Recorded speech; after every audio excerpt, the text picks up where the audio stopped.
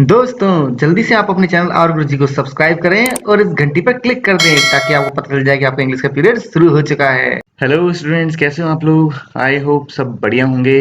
तो बच्चों, आज हम एक और पोएम पढ़ेंगे। तो बच्चों, अभी मुझे टाइम कम मिल पाता है तो मैं इतना वीडियो नहीं बना पाता हूँ, परंतु मैंने मैक्सिमम चीज़ों की वीडियो बना रखी है, आप वो देख सकते हैं।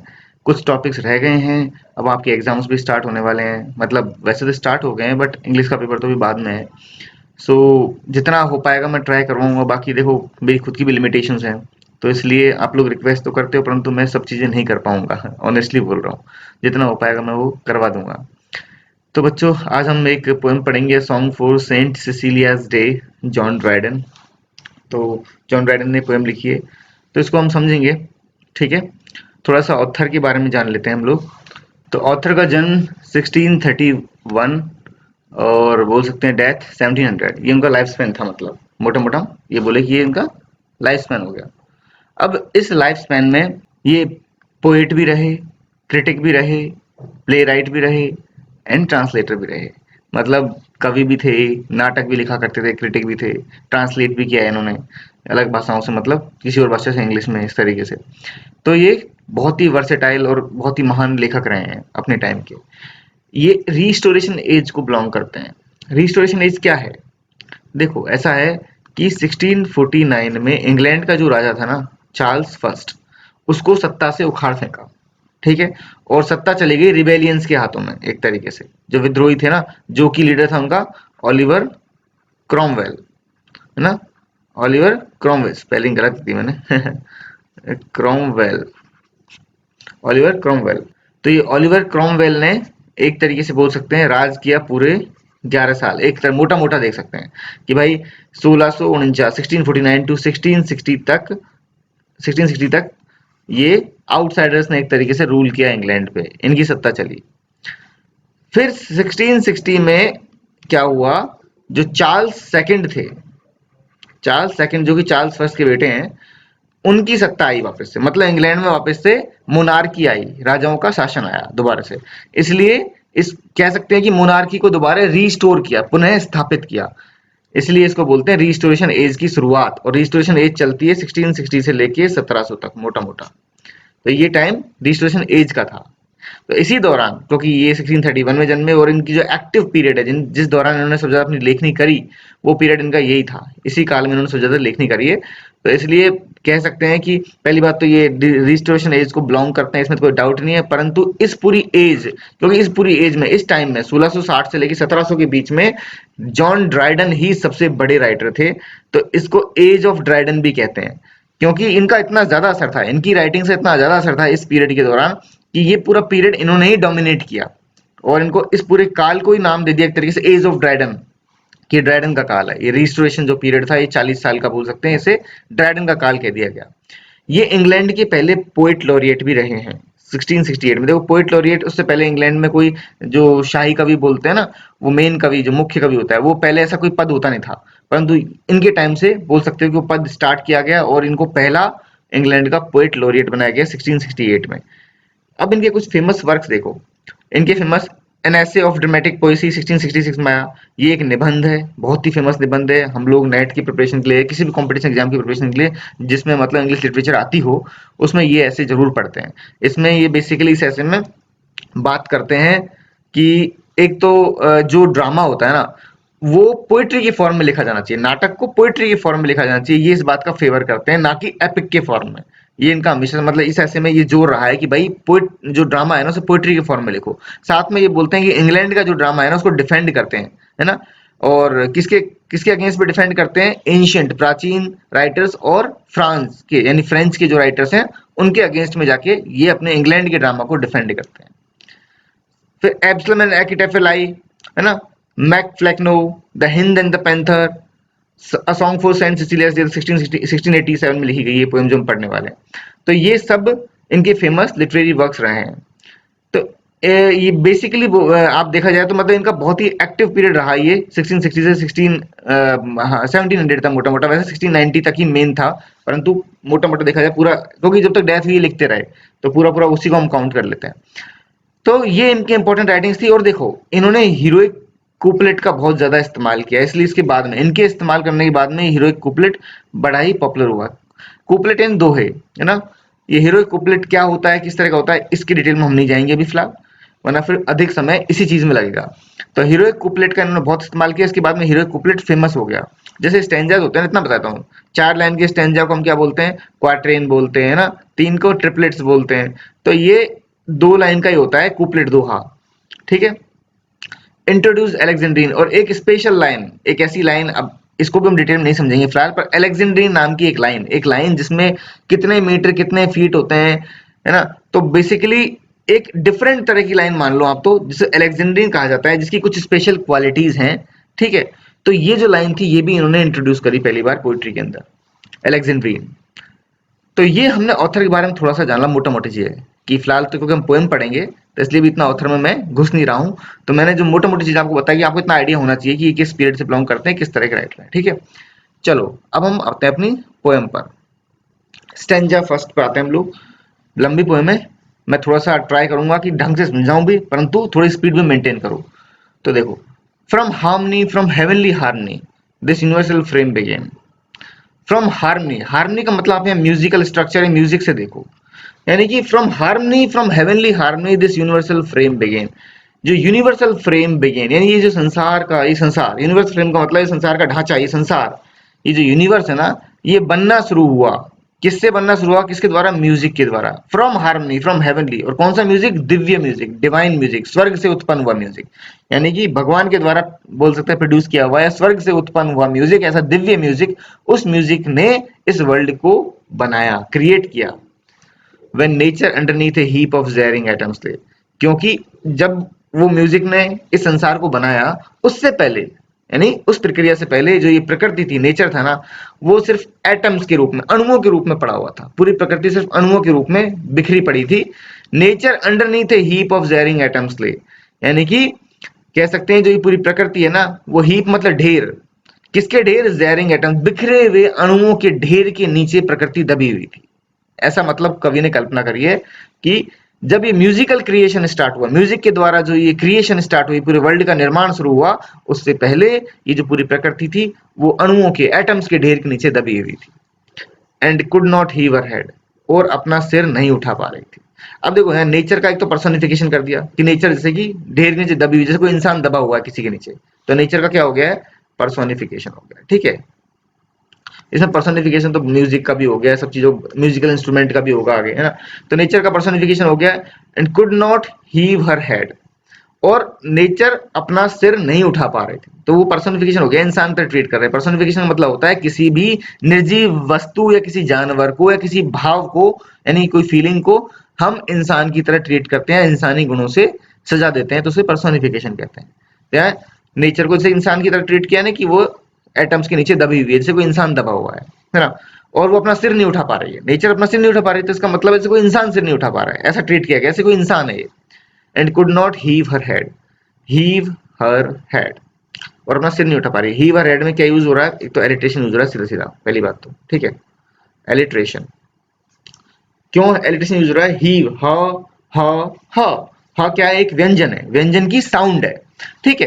तो व्यंजन साउंड का रिपीटेशन हो रहा है, और वर्ड के स्टार्टिंग में, यानी व्यंजन मतलब कॉन्सोनेंट, कॉन्सोनेंट साउंड का रिपीटेशन हो रहा है वर्ड के स्टार्टिंग में। जब वर्ड के स्टार्टिंग में कॉन्सोनेंट साउंड का रिपीटेशन लगातार होता है, तो उसे हम एलिट्रेशन कहते हैं।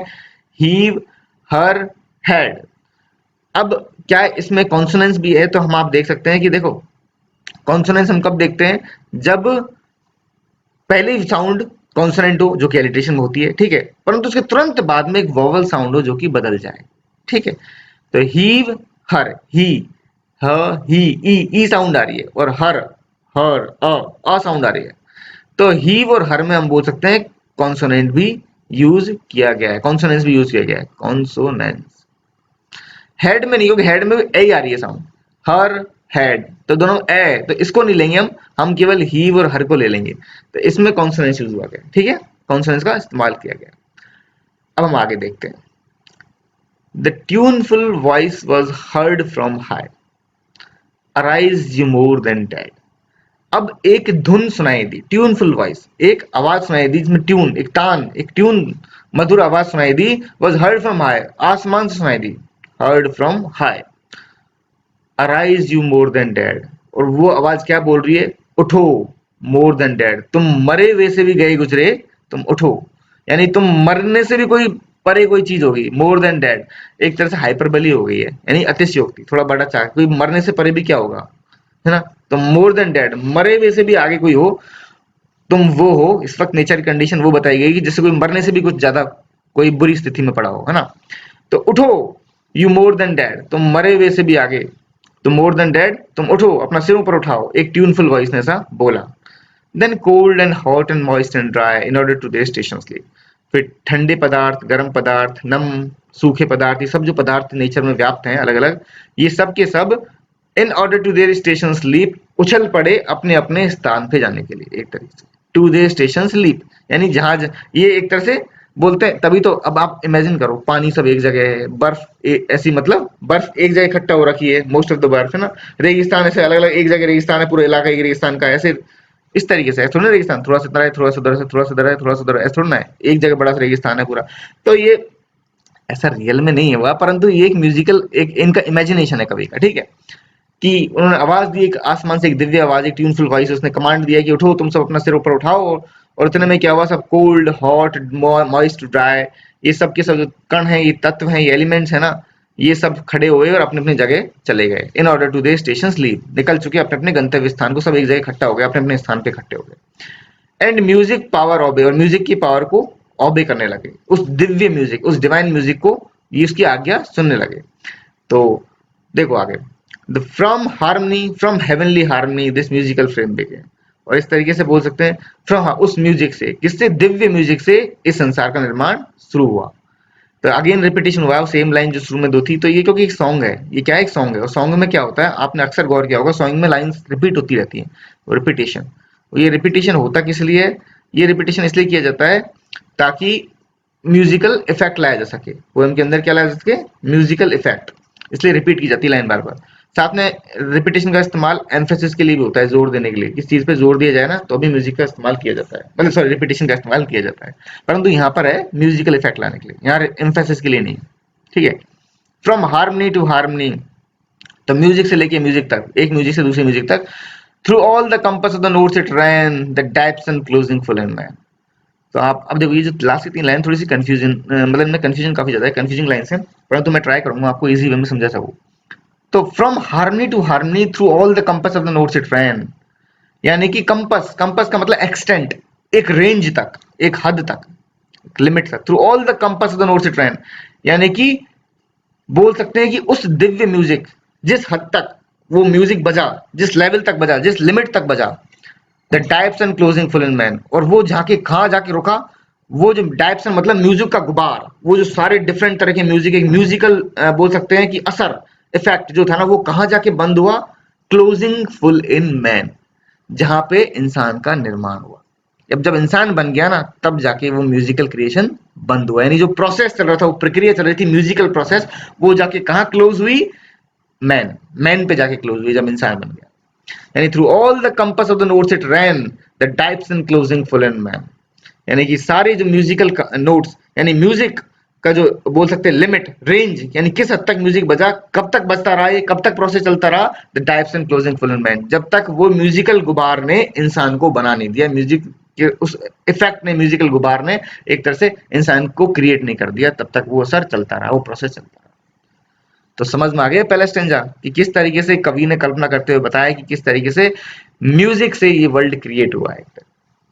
ठीक है, अब हम सेकंड स्टेंजा पर, तब आगे जितने भी स्टेंजाज होंगे ना, उसमें किसी न किसी म्यूजिकल इंस्ट्रूमेंट या फिर उनके बजाने वाले की तारीफ की गई है, या फिर उनकी स्पेशलिटीज, कैरेक्टरिस्टिक्स बताए गए।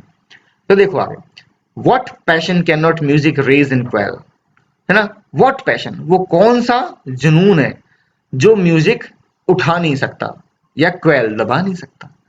कहने का मतलब है कि इंसान के जो भाव, फीलिंग्स होती है ना, उन सब को म्यूजिक उठा भी सकता है और दबा भी सकता है। सपोज आप बहुत ज्यादा डिप्रेस फील कर रहे हैं, आप दुखी फील कर रहे हैं, है ना, तो आप खुद को ऊपर उठाने के लिए, अच्छा फील करने के लिए क्या करते हैं, म्यूजिक सुनते हैं, ठीक है, तो आपको अच्छा फील होने लग जाता है। सपोज आप बहुत ज्यादा गुस्से में हैं और बहुत ज्यादा मतलब टेंशन में हैं, आप उसको दबाने के लिए क्या यूज करते हैं, म्यूजिक बजाते हैं, तो वो दब जाता है। तो म्यूजिक वो, तो सीधा सीधा वो बताऊं, ये क्या है, एक रिटोरिकल क्वेश्चन की तरह पूछा गया है, what passion can not music raise and quell, and दुनिया में ऐसा क्या है, ऐसा कौन सा पैशन, कौन सा जुनून, कौन सी भावना है जिसको म्यूजिक उठा नहीं सकता है, इसको दबा नहीं सकता। मतलब सबको उठा सकता है, सबको दबा सकता है, हर भावना को जागृत कर सकता है, हर भावना को दबा भी सकता है। When Jubal struck the corded शैल, है ना। तो देखो, अच्छा मैं एक शब्द बोला थोड़ी देर पहले, रिटोरिकल क्वेश्चन। रिटोरिकल क्वेश्चन एक ऐसा क्वेश्चन होता है, रिटोरिकल क्वेश्चन कैसा क्वेश्चन होता है जो कि क्वेश्चन होता नहीं है एक्चुअल में, वो क्वेश्चन जैसे दिखता है परंतु उसमें बोल सकते हो कि क्योंकि जो क्वेश्चन जैसा दिखता है परंतु क्वेश्चन नहीं है, इसका मतलब जवाब उसी में है। क्योंकि जो क्वेश्चन हो, मान लो सही में क्वेश्चन हो, तो उसका जवाब उसमें कैसे होगा, वरना क्वेश्चन ही नहीं होगा। क्वेश्चन का मतलब तो ये होता है कि ये एक सिर्फ सवाल है, जवाब इसमें नहीं है, जवाब कहीं और है। परंतु रिटोरिकल क्वेश्चन क्या होता है, लैंग्वेज को बड़ा चढ़ा के लिखने का तरीका होता है, जिसमें दिखने में तो क्वेश्चन जैसा लगता है परंतु क्वेश्चन नहीं होता, वो जवाब उसी के अंदर होता है। तो देखो यहाँ पे बोलते हैं what passion can not music raise in quell. एक तरह से इसमें बोल सकते हो आप लोग, वो सीधे से ऐसे सवाल कर रहा है कि दुनिया में ऐसा क्या, वो सवाल नहीं कर रहा है, वो सीधे से बोल रहा है कि दुनिया में ऐसा क्या है, ऐसा कौन सा मतलब पैशन है जिसको म्यूजिक उठा नहीं सकता या दबा नहीं सकता। वो कह रहा है मतलब कि सबको दबा सकता है, सबको उठा सकता है। ठीक है। When Jubal struck the chorded shell, Jubal एक बिब्लिकल फिगर है, बाइबल में एक फिगर है, म्यूजिशियन है, ये कौन है, म्यूजिशियन है। ठीक है, बाइबल के अंदर यूज किया, तो आप बिब्लिकल एक तरीके से बोल सकते हो, फिगर ऑफ स्पीच में आप ऐसे क्रिटिकल नोट्स में वगैरह लिख सकते हो कि यहाँ बिब्लिकल इफेक्ट दिखाया गया है, बाइबल से चीजें उठाई गई है। तो जुबाल स्ट्रक द कॉर्डेड शेल, जब जुबाल ने अपने शेल, एक म्यूजिकल इंस्ट्रूमेंट है, कॉर्डेड शेल, तनियों वाला कॉर्डेड है ना, जिसमें स्ट्रिंग्स वगैरह हो ऐसा। तो जब जुबाल ने अपने शेल म्यूजिकल इंस्ट्रूमेंट को बजाया, हिज लिसनिंग ब्रेथरन स्टूड अराउंड, तो उसके जो भाई बहन, ब्रदर का मतलब भाई बहन, उसको सुनने वाले जो लोग थे, भाई बहन जानकार, स्टूड अराउंड, उसके चारों तरफ खड़े हो गए। ठीक है। And wondering on their faces fail, और वो सोचने लगे, है ना, सोचने लगे, किस बारे में सोचने लगे, एक्चुअल में वो, यह वंडरिंग का मतलब वो आश्चर्यचकित भी हो गए, सोचना भी और आश्चर्यचकित, वो एक्चुअल में कंफ्यूज हो गए, आश्चर्यचकित हो गए कि यार क्या म्यूजिक है ये, तो क्या गजब का बजा रहा है। On their faces fell to worship that celestial sound, और उनको पता भी नहीं चला उनका कब उनका सिर झुक गया, उनका ऑटोमेटिकली सिर, फेसेस फेल। फेसेस फेल में क्या यूज हो रहा है, एलिटेशन तो यूज हो ही रहा है, साथ में फे, ए और अ, देखो फेसेस फेल, फा फा, पहली साउंड फा है, यानी कि कॉन्सोनेंट साउंड है, व्यंजन की साउंड है, तो एलिटेशन है ही, परंतु इसमें कॉन्सोनेंट भी, कॉन्सोनेंट्स भी यूज किया गया है, क्योंकि जो पहली साउंड एलिटेशन है उसके तुरंत बाद वॉवल साउंड बदल गई है, फेसेस, फे, ए साउंड आ रहा है, वॉवल साउंड, है ना। और फेल, ए, फे, ए साउंड है, तो ए और अ, तो साउंड, वॉवल साउंड बदल गई है, तो इसमें कॉन्सोनेंट्स भी है। ठीक है। तो उनके चेहरे अपना आप झुक गए, जो सुनने वाले श्रोता हैं उनके चेहरे अपना आप झुक गए, सिर झुक गए, to worship that celestial sound, उस दिव्य आवाज को पूजने के भाव में, यानी उसकी पूजा करने के भाव में, जैसे सिर झुकता है वैसे उनके सिर झुक गए ऑटोमेटिकली, उनको पता भी नहीं चला, वो तो सोचते रह गए एक तरीके से, है ना। To less than a god they thought there could not well, और वो सोचे कि लेस देन ए गॉड, कि भगवान से कम तो नहीं है, ये आवाज है ना एकदम भगवान जैसी है, जैसे भगवान के सामने हमारा सिर झुक जाता है ना, बिल्कुल वही असर आ रहा है इसको सुन के, कि less than a god they thought there could not dwell, they thought there, यानी कि वो, अब देखो, दे, दाए, थॉट, थे, तो इसको मत समझना मतलब कि यहाँ पे एलिट्रेशन हो रहा है, क्योंकि ये दे, ये दिखने में टीएच आ रहा है, परंतु यहाँ दे और यहाँ थे, तो अलग अलग कॉन्सोनेंट साउंड है, सेम साउंड का रिपीटेशन नहीं हो रहा है। ठीक है। तो less than they thought there could not dwell, कि उन्होंने सोचा कि यहाँ पे किसमें, within the hollow of that shell, ये जो शेल है ये म्यूजिकल इंस्ट्रूमेंट है, क्योंकि वो खोखला है, शेल खोखले होते हैं ना, तो वो ज्यादातर सारे म्यूजिकल इंस्ट्रूमेंट अंदर से खोखले होते हैं, पहली बात तो, है ना। तो इस शेल, इस म्यूजिकल इंस्ट्रूमेंट के खोखलेपन के अंदर कोई भगवान से कम तो वास नहीं कर रहा है। Less than a god they thought there could not dwell, dwell मतलब रहना, निवास करना, कि कोई भगवान से कम तर व्यास नहीं, मतलब वास नहीं कर रहा है, यानी कोई भगवान जैसा ही इस शैल, इस म्यूजिकल इंस्ट्रूमेंट के अंदर कोई रह रहा है, तभी तो इतनी दिव्य आवाज इसमें से निकली है। That spoke so sweetly and so well, जिसमें से इतनी मीठी और इतनी अच्छी आवाज बाहर आई है। Spoke so sweetly and so well, तो यहाँ देख सकते हैं सो, से, स्वीटली, स, सो, तो एक तरह से साउंड का रिपीटेशन हो रहा है, यहाँ पे एलिटेशन यूज हुआ है। ठीक है। What passion can not music raise and twelve, line का रिपीटेशन हुआ है, तो देखो वो कौन सी भावना है इसको म्यूजिक जगा नहीं सकता या इसको दबा नहीं सकता। म्यूजिक सबको, सब भावना को जगा सकता है, सब भावना को दबा सकता है। तो इस स्टेंजा में एक तरह से शेल, शेल का असर, और जुबाल जो म्यूजिकल म्यूजिशियन था एंशिएंट टाइम का, कोई मतलब बाइबल में दिखाया गया है, लिखा गया है, तो उनके बारे में बताया गया है कि क्या असर होता था जब जुबाल अपने शैल को बजाता था। तो शैल में से ऐसी आवाज आती थी जैसे कोई दिव्य आवाज है और बिल्कुल गॉड के बराबर ही है, गॉड जैसा ही असर क्रिएट कर रही है हमारे अंदर। ठीक है, जैसे गॉड हमको भावना में, मतलब जिस तरह से गॉड हमको, मतलब एक तरीके से गॉड के प्रति हमारी श्रद्धा है, हम सिर झुका लेते हैं उनके सामने, उसी तरीके से ये म्यूजिकल इंस्ट्रूमेंट से जो आवाज आ रही है वो भी वैसा ही फीलिंग दे रही है। अब स्टैंजा 3 पे आते हैं। अब इसमें बात हो रही है, देखो, trumpet. The trumpet loud clangour. Trumpet, trumpet क्या होता है आप लोग देखना, नेट पे सर्च देखना, ऐसा एक मुंहपारी टाइप का होता है मतलब एक ऐसा म्यूजिकल इंस्ट्रूमेंट होता है कि ऐसे बजाते हैं, पूं करके बजाते हैं, उसमें आगे चौड़ा सा होता है ना। तो वो तीखी आवाज निकलती है, युद्ध में घोषणा करते वक्त ऐसे जब बजाया जाता है एक्चुअल, मतलब ट्रम्पेट। तो ट्रम्पेट्स लाउड क्लैंगोर, ट्रम्पेट की जो तेज क्लैंगोर, एक चुभने वाली, मतलब उस तरह की आवाज होती है, थोड़ी सी खनक सी, मतलब तीखी सी आवाज, उसको क्लैंगोर बोल रहे हैं ना। तो ट्रम्पेट की जो तीखी सी जोरदार आवाज है ना, एक्साइट्स अस टू आर्म, वो हमको उत्तेजित करती है। किसके लिए? अस टू आर्म्स, हथियार उठाने के लिए उत्तेजित करती है। ठीक है, with shrill notes of anger, और इसकी जो नोट्स हैं, इसकी जो धुन आ रही है कैसे तीखी आती है, shrill, shrill notes of anger and मॉर्टल alarms, और एक तरीके से हमारे अंदर गुस्सा पैदा करती है, एंगर एंड मॉर्टल अलार्म्स, और अलार्म क्रिएट करती है, हमको सावधान करती है कि देखो मृत्यु सामने आ रही है। कहने का मतलब मॉर्टल, यहाँ पर वैसे मॉर्टल का मतलब इंसान भी होता है, दोनों अर्थ निकल सकते हैं। यानी वो एक तरीके से हमारे अंदर अलार्म क्रिएट करती है कि देखो युद्ध है सामने, युद्ध करना है हमको, जो कि खतरों से भरा हुआ है, इंसान के मरने का भी खतरा है। तो हमको गुस्सा दिलाती है, हमको उत्तेजित करती है कि लड़ो, पूरे जोश से लड़ो, मन में डाउट नहीं होने चाहिए। क्योंकि ये जो ट्रम्पेट बजा के, देखो म्यूजिकल इंस्ट्रूमेंट का इस्तेमाल हमेशा युद्धों में होता रहा है, ढोल बजाना, ट्रम्पेट बजाना, वो बजा के क्या करते हैं, वो जोश भरते हैं अंदर कि लड़ो, लड़ने के लिए उत्तेजित करते हैं। ठीक है, वही चीज है कि ट्रम्पेट की जो तीखी आवाज है वो हमको हथियार उठाने के लिए उत्तेजित करती है, और उसके तीखे नोट्स हैं वो गुस्से से हमको भर देते हैं और आने वाले खतरे की तरफ हमें आगाह करते हैं। The double double double beat of the thundering drum, अब वो ड्रम पे आ गया, यहाँ पे तो ट्रम्पेट की बात होती है, अभी ड्रम की, कि ड्रम की आवाज डबल डबल डबल, वो डम डम डम आवाज आती है ना, डबल बीट, क्योंकि दो एक साथ ड्रम बजा रहे हैं तो दो लकड़ियों से एक साथ बजाते हैं, है ना।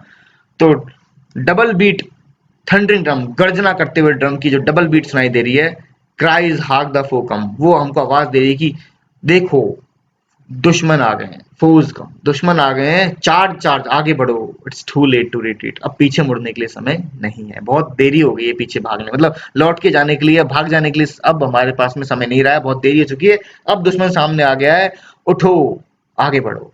तो ड्रम भी यही काम कर रहा है हमको युद्ध में, मतलब उत्तेजित लड़ने के लिए, मतलब एक तरीके से आगे बढ़वा रहा है हमको, एनकरेज कर रहा है। तो ये दोनों ट्रम्पेट और ड्रम का इफेक्ट दिखाया गया है। ठीक है, अब स्टैंजा 4 पे आते हैं। The soft complaining flute, flute मतलब बांसुरी, in dying notes discovers the woes of hopeless lovers. The soft complaining flute in dying notes discovers. अब देखो, वैसे तो कई बार ये चीज आ गई ऊपर, परंतु मैंने आपको एक बार बता देता हूँ फिर भी, कि जब पोएम की एक लाइन पूरी हो गई, ये पोएम की लाइन यहाँ पूरी हो गई, ठीक है, परंतु वाक्य पूरा नहीं हुआ है, सेंटेंस कंटिन्यू है, सेंटेंस अगली लाइन में कंटिन्यू है, वाक्य पूरा नहीं है। Soft complaining flute in dying notes discover, है ना। तो जब ऐसा होता है ना कि एक पोएम की लाइन तो पूरी हो गई, परंतु सेंटेंस, वाक्य पूरा नहीं है, वाक्य अगली लाइन में भी कंटिन्यू है, तो इसको बोलते हैं हम लोग, क्या बोलते हैं इसको? एनयमेंट, इसको बोलेंगे एन एनयमेंट। एनयमेंट, ये जे साइलेंट होता है, ठीक है, एनयमेंट बोलेंगे इसको, कि जब पोएम की लाइन तो पूरी हो जाए पर वाक्य पूरा नहीं हो, वाक्य अगली लाइन में कंटिन्यू रहे। ठीक है, तो soft complaining flute in dying notes discovers the woes of hopeless lovers.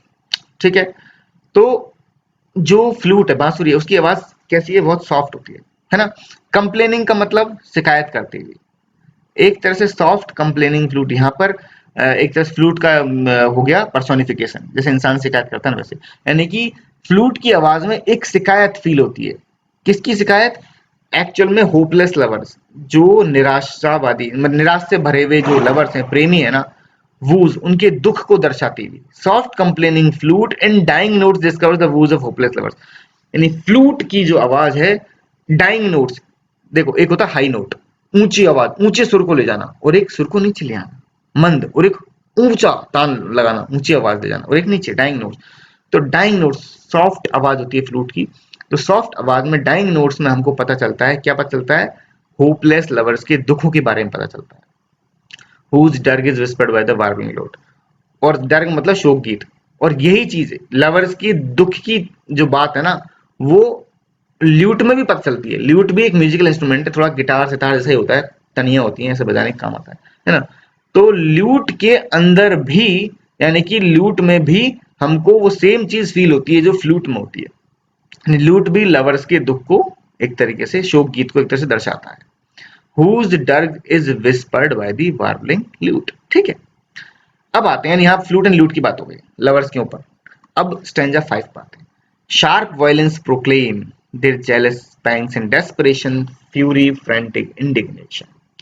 अब वायलिन की बात हो रही है, शार्प वायलिन, तीखा वायलिन, प्रोक्लेम्स, घोषणा करता है, यानी उसकी आवाज में क्या पता चलता है, जेलस पैंग्स, यानी जलन, पैंग्स दिमागी टेंशन, यानी जलन की वजह से जो दिमाग में टेंशन क्रिएट होती है वो पता चलती है, डेस्परेशन, हताशा पता चलती है, फ्यूरी, गुस्सा, फ्रेंटिक इंडिग्नेशन, पागलपन, एकदम भयंकर पागलपन में गुस्सा एक तरीके से।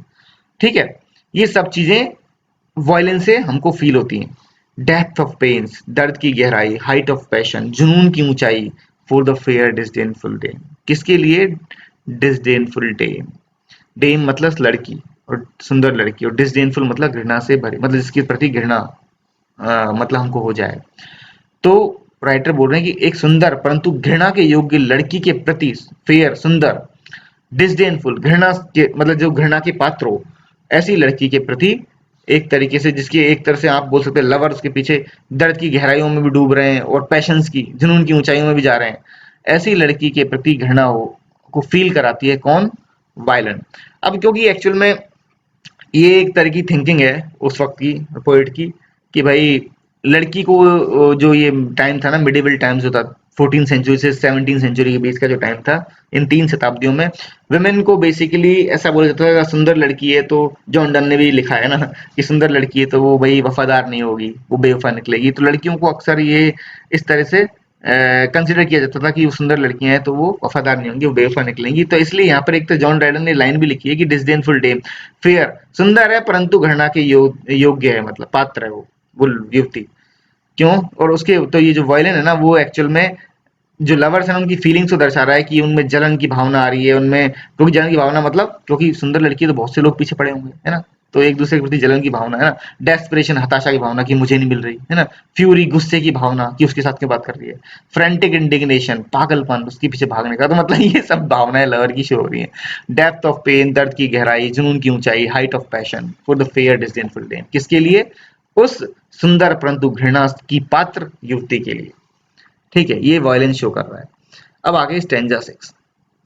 अच्छा सुनो, इसमें बताया ही नहीं मैंने तो, डिसडेनफुल डेम, ड ड, ये एलिट्रेशन है आगे, क्या है, एलिट्रेशन तो है ही, परंतु साथ में डिसडेनफुल डेम, डिस ई, डिस ई, डेम ए, तो ई और ए साउंड, डे साउंड के बाद में जो वॉवल साउंड बदल गए थे, यहाँ कॉन्सोनेंस भी है भाई। ठीक है, स्पेलिंग क्या है यहाँ, कॉन्सोनेंस। ठीक है, और कुछ है इस स्टेंजा में, फ्यूरी फ्रेंटिक, फ्यूरी फ्रेंटिक, फॉ फिर से इसमें एलिट्रेशन है, परंतु साथ में इसमें क्या है, और अगला वोवल साउंड फै के बाद में यू, ऊ साउंड आ रही है, एंड फ्रेंटिंग, परंतु इसमें फै के बाद में रे आ रहा है एक्चुअल में, रे फ्रे रे, तो जो कि कॉन्सोनेंट है, वोवल साउंड नहीं है, तो इसमें और कुछ नहीं है, इसमें सीधा एलिट्रेशन है। ठीक है, क्या है, एलिट्रेशन। चलो अब आगे बढ़ते हैं।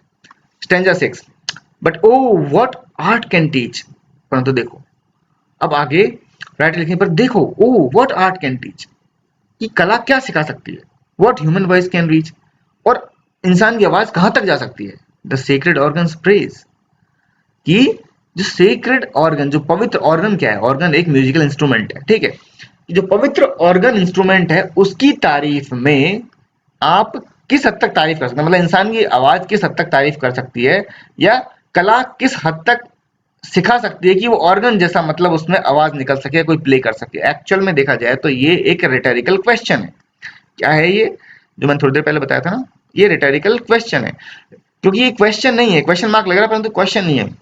राइटर कहना चाहता है कि कोई भी, वो सवाल नहीं पूछ रहा है, वो इनडायरेक्टली ये बोल रहा है कि कोई भी ऑर्गन की तारीफ करे, इतनी मतलब किसी इंसान की आवाज नहीं है, किसी की इतनी औकात नहीं है, बोल सकते हैं कि जो ऑर्गन की तारीफ कर सके, मतलब ऑर्गन की तारीफ हो ही नहीं पाएगी, इतना हाई लेवल है ऑर्गन का कि कोई भी ह्यूमन वॉइस उस लेवल तक पहुंच ही नहीं सकता, मतलब पहुंच ही नहीं सकती कोई आवाज इंसान की कि वो ऑर्गन की तारीफ कर पाए, या कोई ऐसी कला भी नहीं है जिसको सिखाया जा सके कि जिस कला के द्वारा हम ऑर्गन की तारीफ कर सके, इस ऑर्गन म्यूजिकल इंस्ट्रूमेंट की, कि इतना हाई लेवल का है। तो ये एक रिटोरिकल क्वेश्चन है, क्वेश्चन जैसे दिख रहा है परंतु क्वेश्चन है नहीं, आंसर इसी के अंदर है, क्योंकि राइटर इनडायरेक्टली वो बोल रहा है कि वो सवाल नहीं पूछ रहा, उल्टा जवाब दे रहा है खुद ही। ठीक है।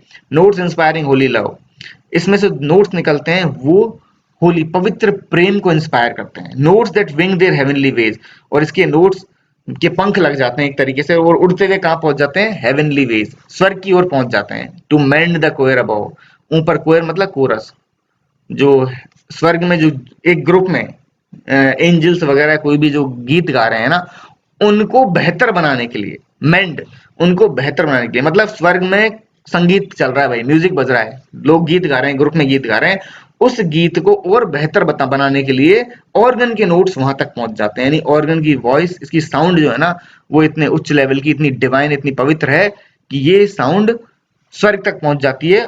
और क्या पहुंचने का मतलब है, स्वर्ग में भी यूज होती है अपने गाने को बेहतर बनाने के लिए, जो एंजल्स वगैरह उनके गीत को बेहतर बनाने के लिए इसकी साउंड वहां भी यूज होती है, मतलब ये ऑर्गन वहां भी यूज होता है, म्यूजिकल इंस्ट्रूमेंट, ये कह सकते हो आप लोग, ठीक है। और इसकी तारीफ इंसान नहीं कर सकता, मतलब इतने हाई लेवल का कि हम हमारे बोलते हैं ना, बहुत बार बोलते हैं कि हमारे पास शब्द ही कम पड़ गए, क्या तारीफ करें, वही वाली कंडीशन, ठीक है। स्टैंजा 7 पे आते हैं हम लोग।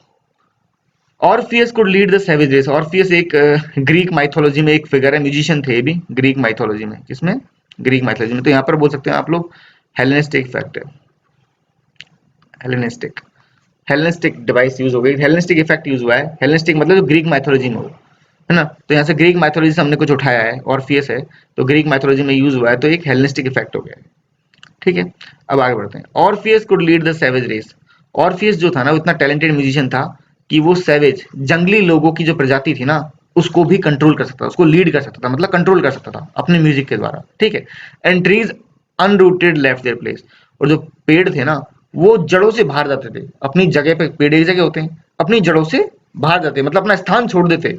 सिक्वेशियस ऑफ द लायर, उसका जो म्यूजिकल इंस्ट्रूमेंट था वो लायर था, लायर बजाता था। और फिर उसकी लायर की आवाज सुन के उसको फॉलो करने लगते, सिक्वेशियस ऑफ द लायर मतलब उसको फॉलो करने लग जाते, किसको, लायर को। यानी क्योंकि वो लायर बजाता था, उतना सुंदर बजाता था ऑर्फियस, कि एक तो सैवेज रेस, जंगली जो प्रजातियां होती हैं लोगों की, उनको, चाहे जानवर की या लोगों की, उनको भी कंट्रोल कर लेता था ये अपने म्यूजिक से। प्लस पेड़ जो है ना, उसको फॉलो करने लग जाते थे, अपनी जगह से उखड़ जाते थे और उसको फॉलो करने लग जाते थे, उसके म्यूजिकल इंस्ट्रूमेंट लायर को। But bright Cecilia raise the wonder higher, परंतु जो सिसिलिया है ना, अब सिसिलिया की बात देखो, पूरी पोएम निकल गई और सिसिलिया का नाम अब आ रहा है, ठीक है। तो सिसिलिया जो है ना, ब्राइट, चमकदार, इतनी दिव्य सिसिलिया, उसने लेवल एक और ऊपर दे गई, मतलब वो ऑर्फियस से भी ऊपर है। सिसिलिया ने क्या कर दिया, अपना स्तर थोड़ा और भी ऊपर है, मतलब उसका स्तर ऑर्फियस से भी ऊपर, रेज द वंडर हायर, उसने चमत्कार और भी ऊंचा कर दिया है। यानी देखो ऑर्फियस ने क्या चमत्कार कर दिया अपने म्यूजिक के द्वारा, पेड़ों को उखाड़ दिया और पेड़ पीछे पीछे फॉलो कर रहे हैं उसको, ठीक है, चलो बात सही। दूसरी तरफ सिसिलिया ने और भी वंडर हायर, और भी बड़ा चमत्कार कर दिया ऊंचे लेवल का, क्या कर दिया, वेंट टू ऑर्गन, उसने ऑर्गन म्यूजिकल इंस्ट्रूमेंट बजाया। थोड़ी देर पहले ऑर्गन म्यूजिकल इंस्ट्रूमेंट की बात हुई थी ना, हाँ, सिक्स टेंजा में, उसी ऑर्गन की बात हो रही है कि सिसिलिया ने अपना ऑर्गन म्यूजिकल इंस्ट्रूमेंट बजाया। And vocal breath was given, जैसे उसमें मतलब एक तरह से अपनी फूंक डाली, आवाज उसने बजाना शुरू किया। एन एंजल हर्ड, एक एंजल, एक परी ने उसकी आवाज सुन ली। And straight appeared mistaking earth for heaven, और वो परी, वो एंजल सीधा सीधा एकदम आ गई, अपीयर हो गई। कहां पे अपीयर हो गई, अर्थ पे, मिस्टेकिंग अर्थ फॉर हेवन, मतलब अर्थ पे हो गई हेवन समझ के। यानी कि जो एंजल है ना, वो अपना रास्ता ही भटक गई म्यूजिक सुन के, उसने देखा कि ये म्यूजिक कहाँ से आ रहा है, वो म्यूजिक को फॉलो किया और वो अर्थ पे पहुंच गया, वो सोची स्वर्ग से आ रहा होगा, परंतु स्वर्ग से नहीं आ रहा था, वो अर्थ से आ रहा था। तो यानी कि सिसिलिया का तो लेवल एक भी ऊपर है, इसने तो मतलब, चलो पेड़ फॉलो कर रहे हैं, जंगली रेस आपकी आज्ञा मान रही है, वो बात ठीक है, वो ऑर्फियस ने किया, परंतु सिसिलिया ने तो क्या कर दिया, एंजल, एंजल तो दिव्य है, वो तो मतलब बोल सकते हैं कि वो तो बहुत ही हाई लेवल की क्रीचर मान लो, प्राणी भी नहीं है परंतु जो भी है एंजल तो वैसे परी, दिव्य शक्ति वाली, वो भी बेवकूफ बन गई म्यूजिक सुन के, और सोची स्वर्ग से आवाज आ रही है, बल्कि वो पृथ्वी पे पहुंच गई सुनते सुनते उसको। यानी कि एक एंजल ने आवाज सुनी और सीधे पृथ्वी पे पहुंच गई, ये समझ गई ये तो स्वर्ग है। तो इसलिए सिसिलिया का लेवल और भी ऊंचा है, सिसिलिया और उसके ऑर्गन का लेवल ऑर्फियस और उसके लायर के लेवल से और भी ऊंचा है। ठीक है बच्चों, यहाँ तक पोएम हो गई है, परंतु एक ग्रैंड कोरस भी दिया है एंड में, उसको पढ़ लेते हैं हम लोग।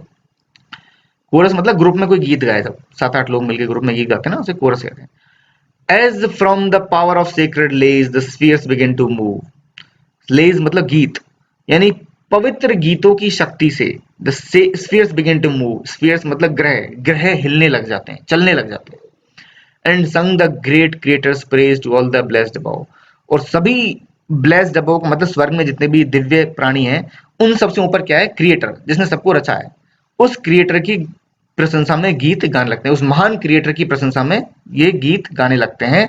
यानी गाना गाया जाता है ग्रुप में, एक कोरस गा रहा है कि कोरस क्या गीत गा रहे हैं, वो गीत गा रहे हैं कि देखो दिव्य गानों की, गीतों की जो शक्ति से क्या है, ये सारे ग्रह चलने लग जाते हैं और वो सभी उस क्रिएटर, उस ग्रेट महान क्रिएटर की एक तरीके से बोल सकते हैं उसकी प्रशंसा करने लग जाते हैं। तो ऑल द ब्लेस्ड अबाउट, सभी जो प्राणी हैं उन सबसे ऊपर जो ग्रेट क्रिएटर है उसकी प्रशंसा करने लग जाते हैं। So when the last and dreadful hour, जब वो आखिरी बोल सकते हैं समय आता है, last and dreadful hour, Bible में एक बोल सकते हैं कि एक कहानी है कि भाई वो आखिरी घंटा के जजमेंट डे वाली बात आती है ना, आपको कई पोएम्स में मैंने बताया भी होगा। जजमेंट डे आएगा एक दिन, ऐसा निर्णय का दिन आएगा जब क्या होगा, सब मरे लोग तो कब्र से उठ जाएंगे और जिंदा लोग सब मर जाएंगे और सबकी सब आत्मा बन के गॉड के सामने प्रस्तुत होंगे। फिर गॉड सबको अपना जजमेंट सुनाएगा कि तुमने क्या पाप पुण्य किए हैं। तो उसकी बात कर रहे हैं कि व्हेन द लास्ट, वो आखिरी ड्रेडफुल, वो भयानक घंटा आएगा, वो आखिरी समय आएगा, this crumbling pageant shall devour, ये सारे नाटक सब खत्म हो जाएंगे, यानी जो जीवन लीला है सब खत्म हो जाएगी। The trumpet shall be heard on high, आसमान में ट्रम्पेट बजता हुआ सुनाई देगा, क्योंकि उस कहानी में ये लिखा है कि आसमान में ट्रम्पेट बजाएगा। रफाएल या माइकल, कोई एक, मुझे एग्जैक्टली याद नहीं है, आप गूगल सर्च करना, कोई परी है, एंजल माइकल या रफाएल कोई एक है, वो आएगा और अपना ट्रम्पेट बजाएगा और फिर क्या होगा, आसमान में वो ट्रम्पेट सुनाई देगा। And the dead shall live, मरे हुए तो जिंदा हो जाएंगे, कब्र से बाहर आ जाएंगे। एंड लिविंग डाई, और जिंदा लोग मर जाएंगे। And music shall untune the sky, और म्यूजिक पूरे आसमान को अनट्यून कर देगा, शांत कर देगा। तो वो आखिरी घंटे, आखिरी पल की बात की जा रही है, आखिरी समय की बात की जा रही है, जब सब दुनिया नष्ट हो जाएगी और सब गॉड के सामने प्रस्तुत होंगे आत्मा के रूप में। ये जो आखिरी लाइन है, music shall untune the sky, देखो म्यूजिक अनट्यून कर रहा है स्काई को, म्यूजिक तो बज रहा है, मतलब खुद ही को कॉन्ट्रडिक्ट करना, सेल्फ कॉन्ट्रडिक्टरी स्टेटमेंट, ये पैराडॉक्स है यहाँ पे। क्या है? पैराडॉक्स। पैराडॉक्स में क्या होता है कि भाई जिस चीज का मतलब जो रोल है ना, वो उसके विपरीत जा रहा है, मतलब खुद ही को कंट्रैक्ट कर रहा है। म्यूजिक का तो होता है कि आवाज आएगी, म्यूजिक सुनाई देगा, परंतु म्यूजिक क्या कर रहा है, स्काई को अनट्यून कर रहा है। म्यूजिक को तो स्काई को आवाज से भर देना चाहिए, ट्यून से भर देना चाहिए, परंतु वो अनट्यून कर रहा है, उल्टा हो रहा है ना। तो म्यूजिक आखिर में उस म्यूजिक ने अनट्यून कर दिया। यहाँ पर अनट्यून द स्काई का मतलब सब दुनिया लीला सब खत्म हो जाएगी, सब एकदम शांति पसर जाएगी, इसलिए बोल रहा है ऐसा। परंतु यहाँ पैराडॉक्स इस्तेमाल किया गया आखिरी लाइन में। तो बच्चों ये अपनी पोयम हो गई है ना। ठीक है, मैं इसका क्रिटिकल एप्रिसिएशन भी जल्दी डाल दूंगा आपको नेक्स्ट वीडियो में। ठीक है बच्चों, अगर आपको कुछ समझ में नहीं आया तो मुझे कमेंट बॉक्स में पूछ लेना, मैं आपको वहाँ भी समझा दूंगा। और बाकी आप दूसरे बच्चों के साथ भी शेयर करना, उनको भी हेल्प मिलेगी ताकि। ठीक है, तो मैं नेक्स्ट लेक्चर में मिलता हूँ जल्दी। Till then good bye, see you soon, take care.